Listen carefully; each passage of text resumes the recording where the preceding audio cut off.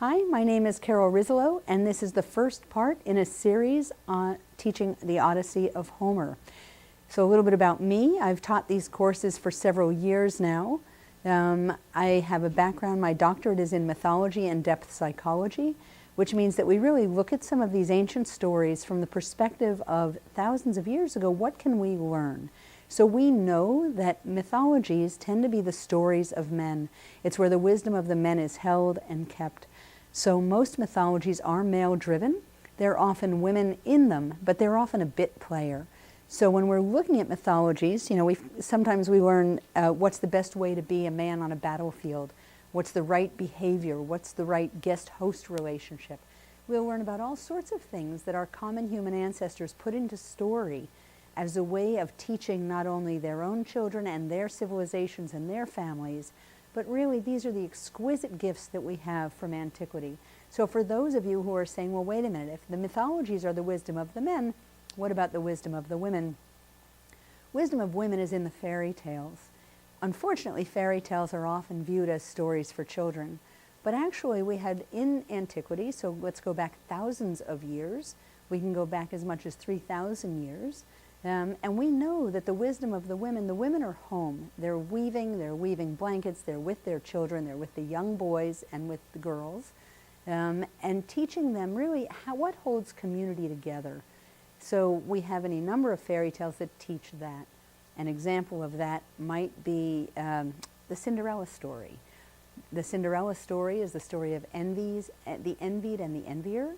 And so that's really, if you can understand what happens when somebody is envying you, or when you're being envied, or when you envied somebody else, you can understand the destructiveness of that, right? So that tends to be the story. The wisdom of the women is in the fairy tales, and I'll speak more about that at another time in another class.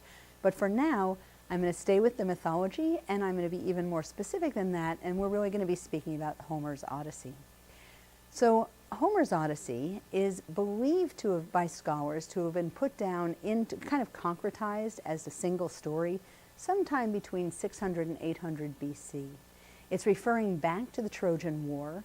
Trojan War, scholars believe, probably happened around 1200 BC. So what we had the story of the Iliad, which told the story of the Trojan War and the wrath of Achilles, but just for convenience sake at the moment, we are really going to stay with the Odyssey.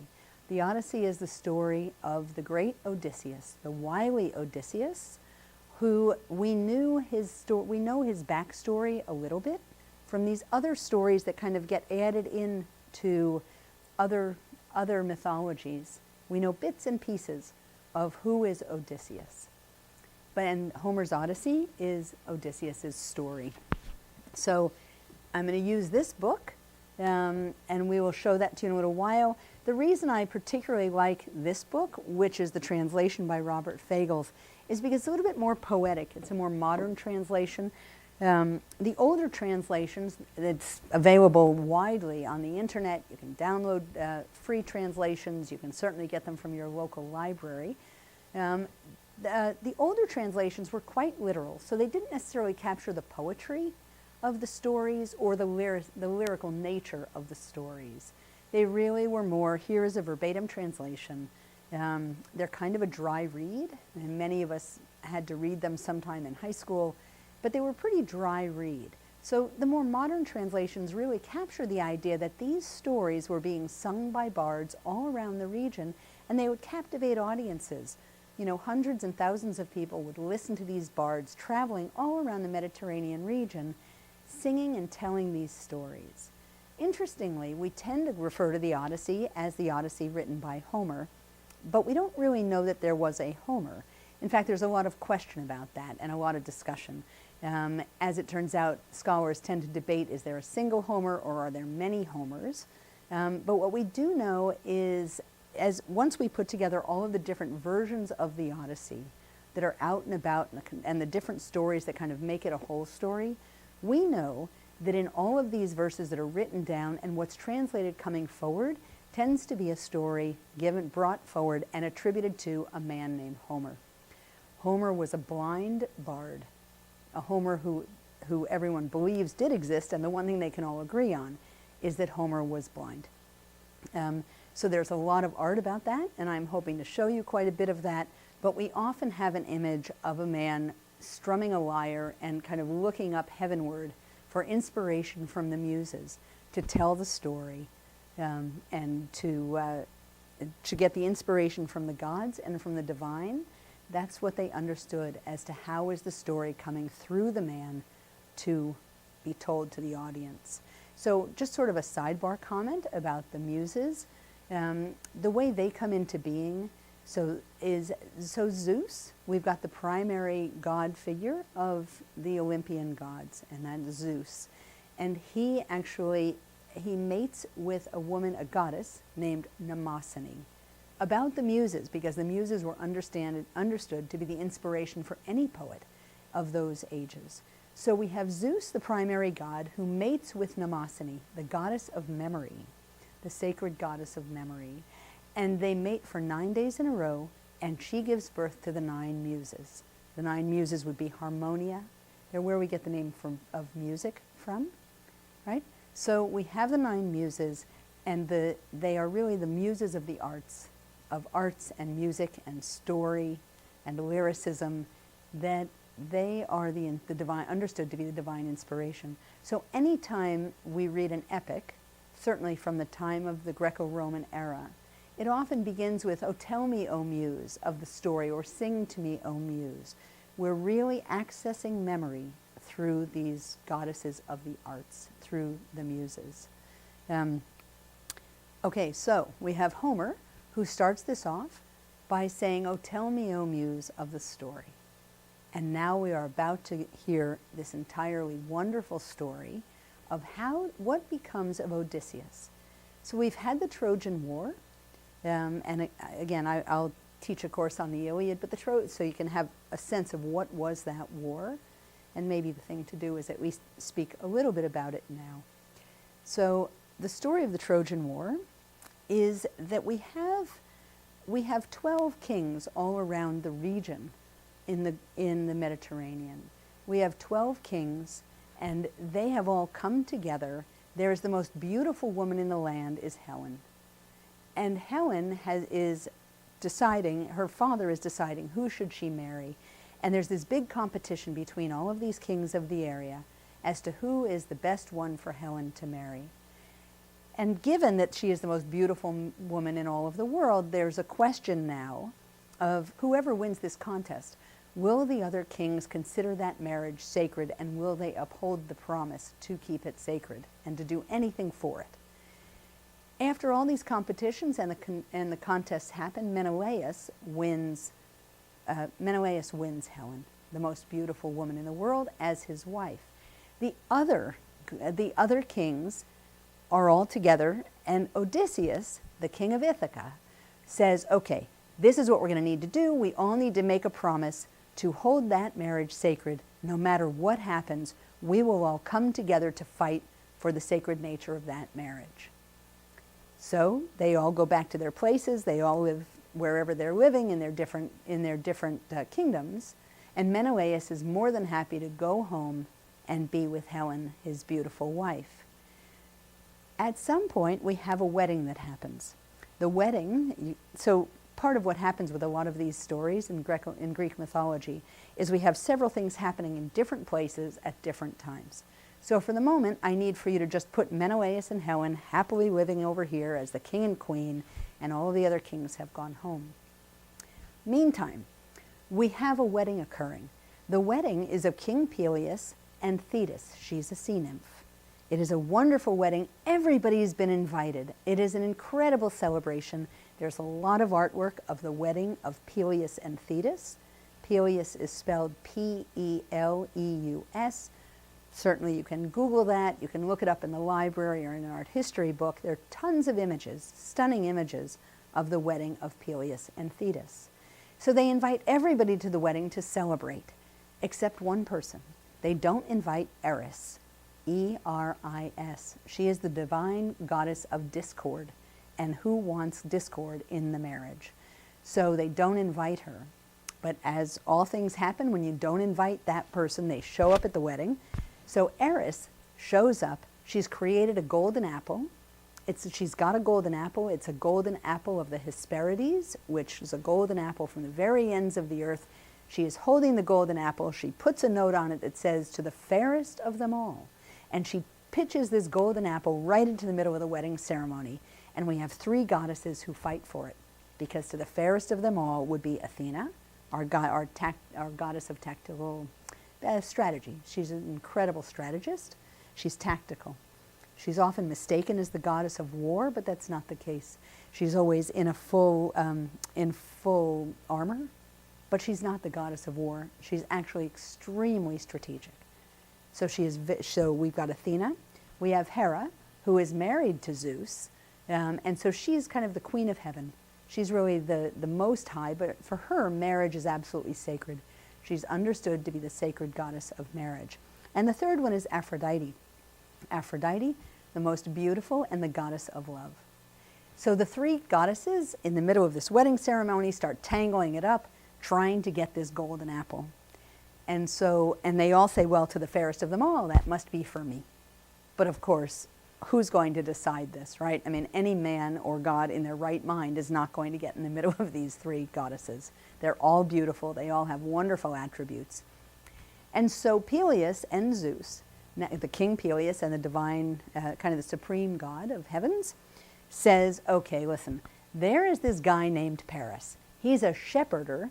He's over on a mountain over there.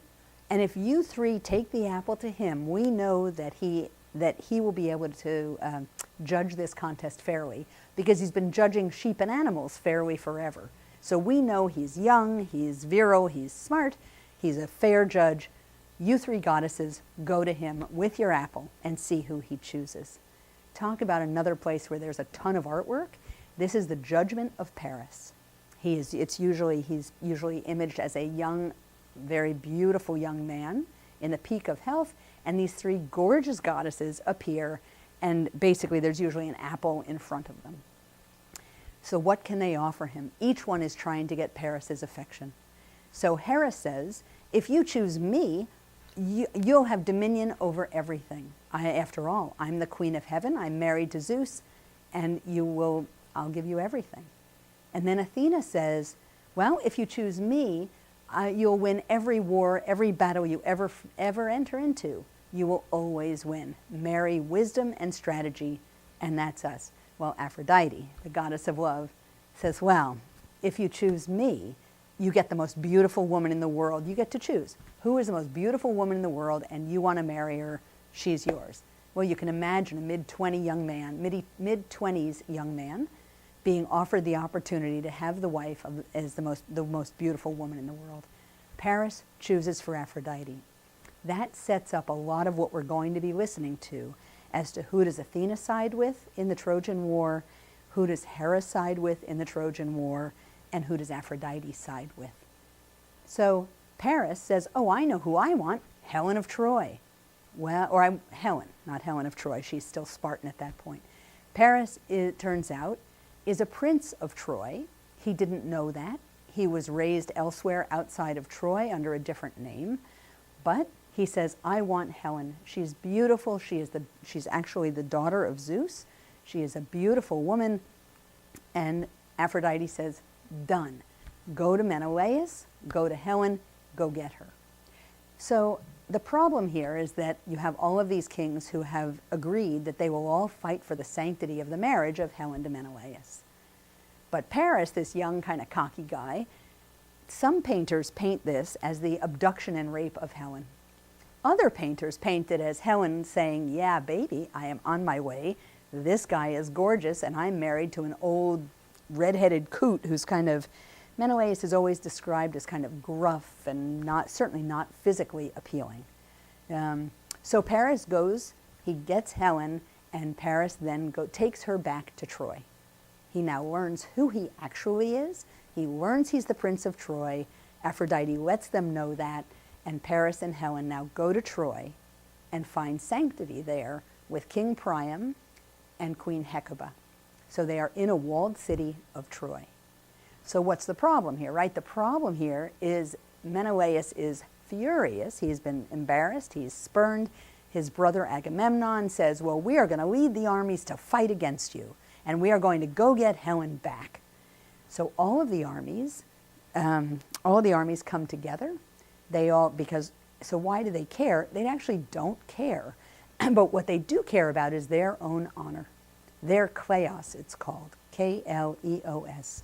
They care about their honor because they've all promised that if this marriage wasn't held as sanctified and intact, that they would all go back and get her. So their honor, their word, these are all men of honor, they're all kings.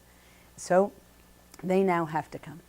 Many of them do come together, and we'll kind of speak about the names of who's gathered. You'll know some of the names for sure, like Achilles is a king. He's one of the people who's there. And Odysseus doesn't want any part of going. He knows he's king of Ithaca, he's in Ithaca. His wife Penelope is there, his child Telemachus is there as an infant. His father Laertes is there with his mom. We've got a lovely setting. Odysseus just wants to stay home. And so we have two messengers who come and say, okay, the war is on, we've got to go to Troy and get Helen back. Odysseus, wily and cunning are some of the words used to describe him, and Odysseus hooks up two different animals to a plow, two mismatched animals to a plow. He gets in and he starts plowing like a crazy man all over the fields. The furrows are going everywhere. He's acting like he's crazy. His wife Penelope is holding Telemachus, the infant, watching all of this. Well, the messengers and the kings don't believe that Odysseus is really nuts, so they decide to test him. And what they do is they grab the baby and they throw the baby down in front of the plow, and Odysseus pulls up short. He won't run over the baby. And they say, we knew you were trying to fake us out. We knew you weren't crazy. Suit up, get your army. And off goes Odysseus, leaving behind his infant son and his beautiful wife, his family, and he leaves, and they all end up now, Odysseus with all of his Ithacan army, go there, and they're all now on Aulis, on this island. They're on this island, the winds die.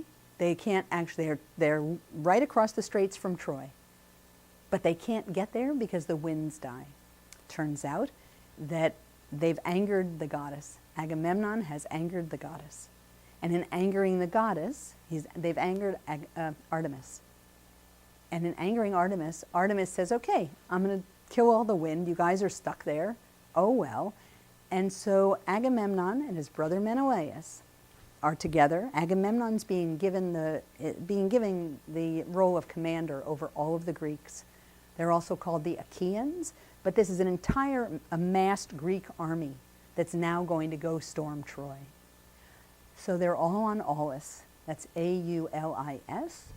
They're all on Aulis when the winds die. Menelaus and Agamemnon send a prophet to figure out, basically a seer, to figure out why the winds die. And that's when they learn that Artemis is angry. There are several different stories of why would Artemis be angry, but basically what Artemis says through this prophet is Agamemnon has to slaughter his firstborn daughter in order to make things right and for the winds to blow. Well, the daughter is at home, and the daughter is with the mother. The mother is Clytemnestra. So if you know the story of the Oresteia, you'll know these names are familiar.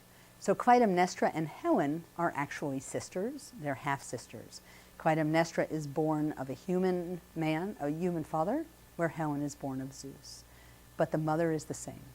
So we have, so what Agamemnon does after struggling a lot is he sends for his daughter Iphigenia.